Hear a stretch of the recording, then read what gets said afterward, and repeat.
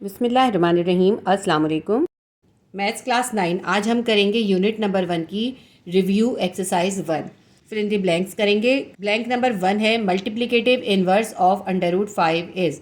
√5 की value given है, हमें इसका मल्टीप्लिकेटिव इनवर्स लिखना है, यानी √5 को हम किससे मल्टीप्लाई करें कि उसका आंसर 1 आ जाए। देखें ये √5 है, इसको आप 1/√5 से मल्टीप्लाई करेंगे। ठीक है, तो √5 से √5 कैंसिल हो जाएगा, आंसर आ जाएगा 1। किसी भी वैल्यू का मल्टीप्लिकेटिव इन्वर्स लिखना होता है तो हम उसको फ्रैक्शन में लिख देते हैं, यानी अपॉन में लिख देते हैं। और अगर हमें अपॉन में या फ्रैक्शन में वैल्यू गिवन होती है तो उसको बगैर फ्रैक्शन के लिख देते हैं, तो इससे वो वैल्यूज़ कैंसिल हो जाती हैं, 1 आंसर आ जाता है। मल्टीप्लिकेटिव इन्वर्स का आंसर जो होता है हमेशा 1 आता है। तो ब्लैंक नंबर 1 के अंदर आंसर आएगा 1/√5। ब्लैंक नंबर 2 है Q union Q dash will be equals to. अब ये Q और Q डैश क्या है? Q जो होते हैं रैशनल नंबर होते हैं, Q डैश होते हैं इररेशनल नंबर। तो Q और Q डैश का यूनियन हो जाए, यानी रैशनल नंबर और इररेशनल नंबर जब किसी एक सेट में आ जाएं तो वो कौन सा सेट कहलाता है? देखिए, रैशनल और इररेशनल नंबर जब एक सेट में इकट्ठे होते हैं तो वो होते हैं रियल नंबर। तो इसका आंसर आएगा set of real number. Set of real number जो होता है असल में रैशनल और इररेशनल नंबर का यूनियन होता है, यानी उसमें रैशनल और इररेशनल नंबर एक साथ आ जाते हैं। तो इसका आंसर आएगा set of real numbers. Blank 3 है the additive identity in R is. R जो है वो रियल नंबर है, तो इसमें पूछते हैं कि रियल नंबर के अंदर एडिटिव आइडेंटिटी क्या होती है। जैसे मल्टीप्लिकेटिव इन्वर्स जो होता है उस 1 होता है ना, इस तरह एडिटिव आइडेंटिटी जो होती है वो 0 होती है। यानी हम किसी भी चीज़ का एडिटिव इन्वर्स लिखते हैं तो आपके पास आंसर जो है वो 0 आता है। 4 देखते हैं 5 plus bracket 6 plus 7 bracket close will be equals to 5 plus 6 plus dash. देखिए इसके अंदर हमें दिया ब्रैकेट के अंदर है 6 प्लस 7, तो अगर हम पहले 6 में 7 को प्लस करें और फिर उसके अंदर हम 5 को प्लस करेंगे तो आंसर किसके इक्वल आएगा? आंसर इक्वल आएगा कि अगर हम पहले 5 में 6 को प्लस कर लें और फिर उसके अंदर बाद में हम 7 को प्लस कर लें। तो ये कौन सी प्रॉपर्टी है? ये प्रॉपर्टी है हमारी एसोसिएटिव प्रॉपर्टी। एसोसिएटिव प्रॉपर्टी में ये होता है कि अगर हम 3 रियल नंबर का सम निकाल रहे हों तो उसमें अगर हम तरतीब चेंज भी कर दें तब भी आंसर हमारा सेम ही आता है। इसके अंदर क्या है, 6 में पहले 7 प्लस करें बाद में 5 प्लस करें तो उसका आंसर किसके इक्वल आएगा कि अगर हम पहले 5 में 6 को प्लस कर लें और फिर उसके अंदर बाद में 7 को प्लस कर लें तो दोनों वैल्यूज इक्वल आएंगी। ब्लैंक 5 देखते हैं 3 प्लस ब्रैकेट -3 ब्रैकेट। देखें 3 है और उसके बाद ब्रैकेट के अंदर है -3। इस -3 को इस प्लस से मल्टीप्लाई करेंगे, प्लस माइनस -3 आ जाएगा। तो पहले तो ये 3 आ गया, उसके बाद प्लस माइनस माइनस और ये 3 आ गया। ठीक है, ये हो गया +3 और ये हो गया -3। +3 -3 cancel will be equals to 0।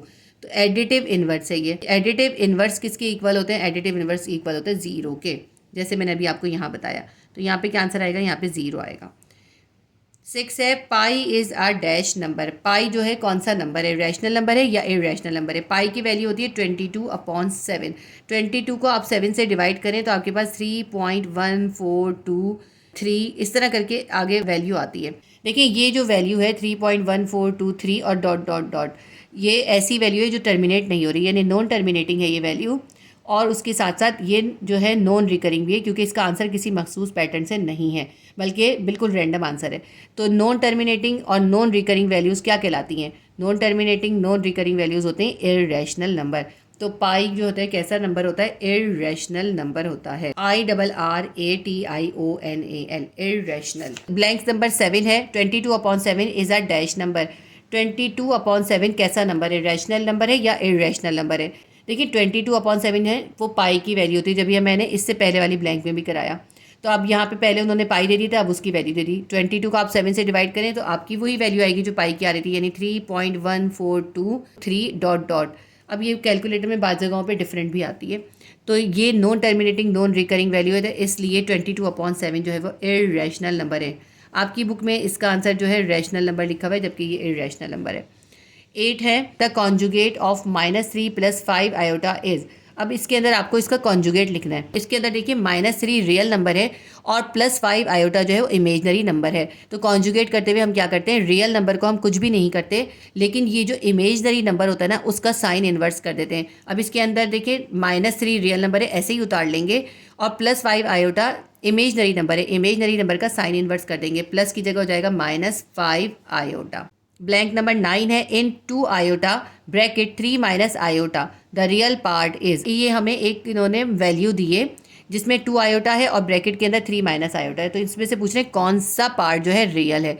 ये आपको सॉल्व करके देखना पड़ेगा। ये हमें क्वेश्चन गिवन है 2 iota bracket 3 minus iota bracket close. अब देखें इसके अंदर डिस्ट्रीब्यूटिव प्रॉपर्टी अप्लाई हो रही है। डिस्ट्रीब्यूटिव प्रॉपर्टी क्या होती है, ये जो ब्रैकेट के बाहर वैल्यू है इन दोनों वैल्यूज़ के साथ मल्टीप्लाई होगी। 2 आयोटा को हम 3 से मल्टीप्लाई करेंगे तो हमारे पास क्या आ जाएगा, 3 2 6 आयोटा प्लस माइनस माइनस 2 1 2 और आयोटा को आयोटा से करेंगे आयोटा स्क्वायर हो जाएगा। आयोटा स्क्वायर किसके बराबर होता है, -1 के बराबर होता है। जहाँ पे आयोटा स्क्वायर है वहाँ पे हम इसकी वैल्यू प्लेस कर देंगे, हम लिखेंगे -1। 6 आयोटा ऐसे उतारते हैं, -2 ऐसे उतारते हैं और आयोटा स्क्वायर की जगह पे आ जाएगा -1। इमेजनरी नंबर ये आयोटा इसके साथ खत्म हो गया। इसको एक स्टेप और करते हैं, 6 आयोटा ऐसे उतारेंगे, माइनस माइनस प्लस 2 1 2।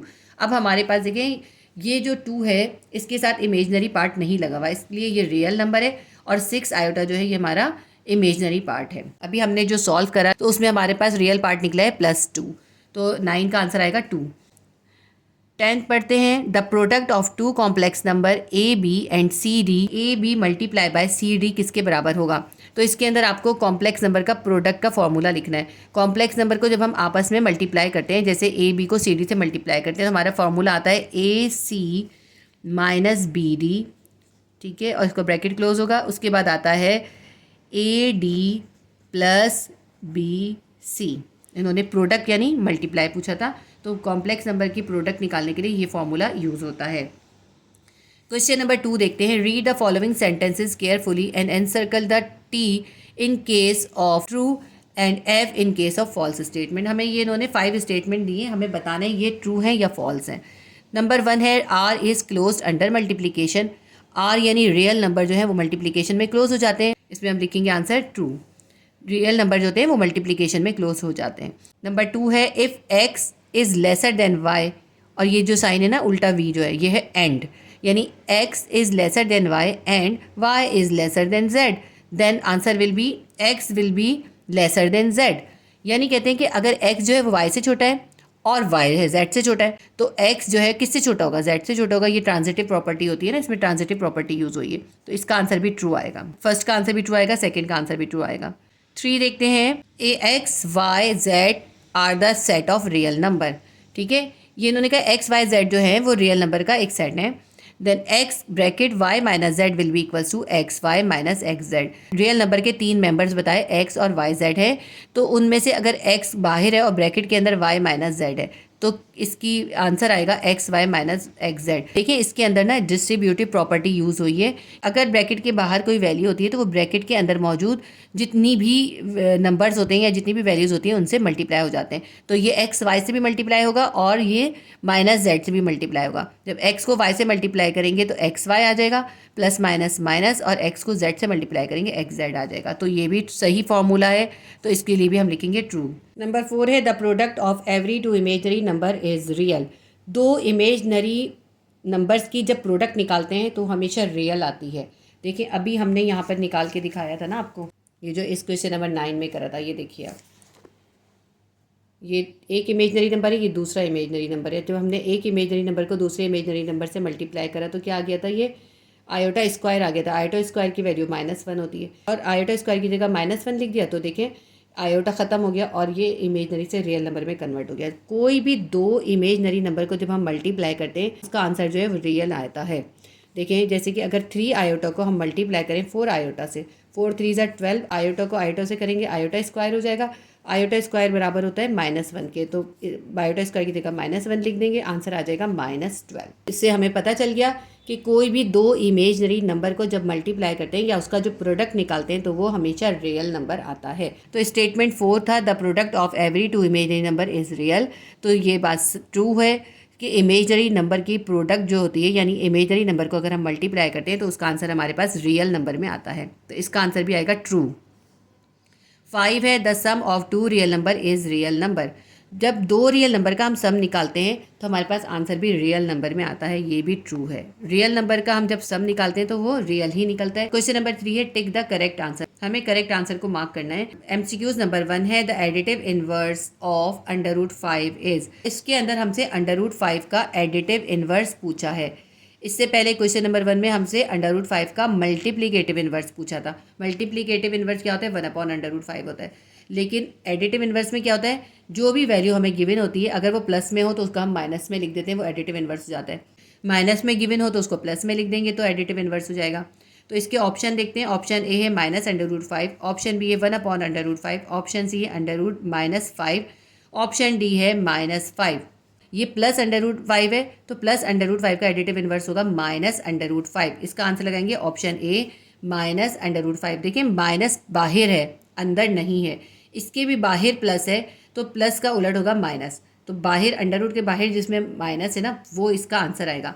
सी इसका आंसर क्यों नहीं आएगा? क्योंकि इसमें अंडर के अंदर माइनस है, और अंडर के अंदर जब माइनस होता है ना तो वो वैसे भी इमेजनरी नंबर हो जाता है, आयोटा बन जाता है। जब आप आगे एक्सरसाइजेस करेंगे तो आपको ये चीज़ समझ में आ जाएगी, क्योंकि ये चीज़ जो है ना आयोटा वाली या इमेजनरी नंबर वाली बहुत सारी एक्सरसाइज में आप यूज़ करेंगे। तो MCQ नंबर 1 का आंसर आएगा ऑप्शन ए -√5। MCQ नंबर 2 है 5 iota multiply by -2 iota will be equals to. ये भी हमें सॉल्व करना होगा। देखिए हमें वैल्यू गिवन है 5 आयोटा है, ब्रैकेट है, और ब्रैकेट के अंदर है -2 आयोटा। इसका मतलब है हमें दो इमेजनरी नंबर को आपस में मल्टीप्लाई करना है, और ये मैंने अभी आपको इसमें भी समझाया था ना, इससे ही मिलती जुलती चीज़ है, बस ब्रैकेट बने हुए। ब्रैकेट का मतलब ही मल्टीप्लाई होता है। +5 को -2 से मल्टीप्लाई करें, प्लस माइनस -5 2 ज़ा 10।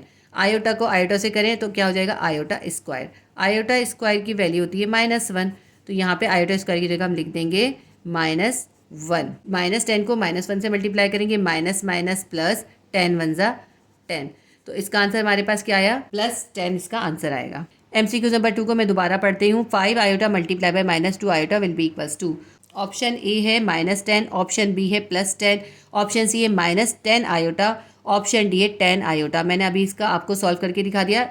इस MCQ नंबर 2 का आंसर आएगा ऑप्शन बी +10।